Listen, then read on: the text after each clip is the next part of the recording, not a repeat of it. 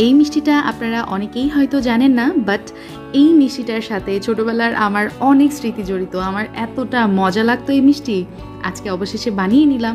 এই মিষ্টিটা বানিয়ে নিয়ে সেই ছোটোবেলায় ফিরে গিয়েছি আমি। এই মিষ্টিটাকে বলা হয় গুটি সন্দেশ, সাগরদানা সন্দেশ, তবে আমি বলতাম পাখির ডিম। যাই হোক, ছোটোবেলায় এক মুঠো করে নিয়ে নিতাম আর ইচ্ছা মতো খেতাম। একদম মিষ্টির দোকানের মতো হুবহু টেস্ট পাবেন, আমি তো বলবো তার থেকেও বেশি মজা হয়েছে আমারটা। যাই হোক, বাসায় বানিয়ে নিলে একটু বেশি করেই বানাতে হবে কিন্তু, তা না হলে আমার মতো একদিনেই শেষ হয়ে যাবে সব। ওয়েল, আজকের রেসিপিটা সহজভাবে শেয়ার করবো। As you all know, Hriday Ferdous Khan channel মানে সহজ রেসিপি। একটা প্যানের মধ্যে আমি 2 কাপ পরিমাণ গরুর দুধ ব্যবহার করেছি। এটা ফুল ফ্যাট দুধ না, কিছু না, আমি নর্মাল যে বাজারে গরুর দুধ কিনতে পাওয়া যায় সেটাই। এখানে 2 কাপ পরিমাণ ব্যবহার করছি। 2 কাপ মানে হাফ লিটার গরুর দুধ। এখন বলকটা দুধের মধ্যে আমি এখানে 1 চা চামচ পরিমাণ ঘি দিয়ে দিলাম। আর আমি এই সন্দেশে, এই মিষ্টিতে আমি 3 বারে ঘি অ্যাড করব, ঠিক আছে? স্টেপ বাই স্টেপ অ্যাড করব, আপনাদেরকে দেখিয়ে দিব। ঘিয়ের পর অ্যাড করে দিচ্ছি হচ্ছে এখানে গুঁড়া দুধ। আমি এখানে হাফ কাপ পরিমাণ গুঁড়া দুধ ব্যবহার করেছি। গুঁড়া দুধটা দেওয়ার সময় চুলার জালটা অফ ছিল, তারপরে গুঁড়া দুধ মিক্স করে আবারও চুলার জাল অন করে দিয়েছি। এই টেকনিকটা আমি ফলো করি যাতে করে গুঁড়া দুধ দানা পেকে না যায়।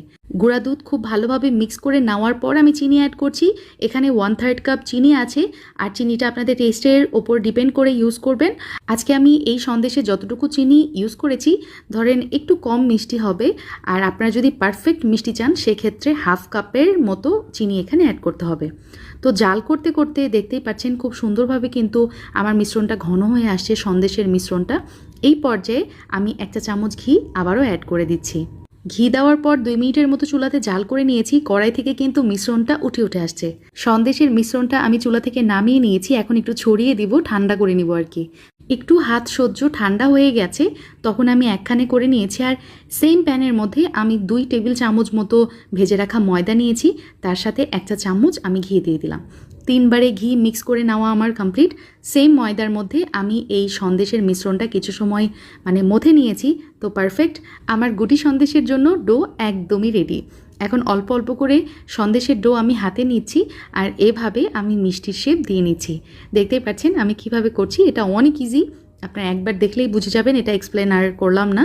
যাই হোক, এখন এভাবে আমি একটা পাতলা কাপড় দিয়ে ঢাকনা দিয়ে রেখে দিব ঘড়ি ধরে 8 থেকে 10 ঘন্টা, একদম রুম টেম্পারেচারে। তো 10 ঘন্টা পর দেখতেই পাচ্ছেন আমার এই সন্দেশগুলা খুব সুন্দরভাবে সেট হয়ে গেছে। আর এই যে দেখতে পাচ্ছেন কতটা শক্ত হয়ে গেছে। তো একে একটু টাইম দিলে এভাবে হয়ে যাবে। আজকের এই সন্দেশগুলো কিন্তু এভাবে বানিয়ে নিলে রুম টেম্পারেচারে 3 দিনের মতো রাখা যায় ভালো। আর তার থেকে যদি বেশি দিন ভালো রাখতে চান সেক্ষেত্রে নর্মাল ফ্রিজে রাখতে হবে, প্রায় 10 থেকে 15 দিনের মতো ভালো থাকবে।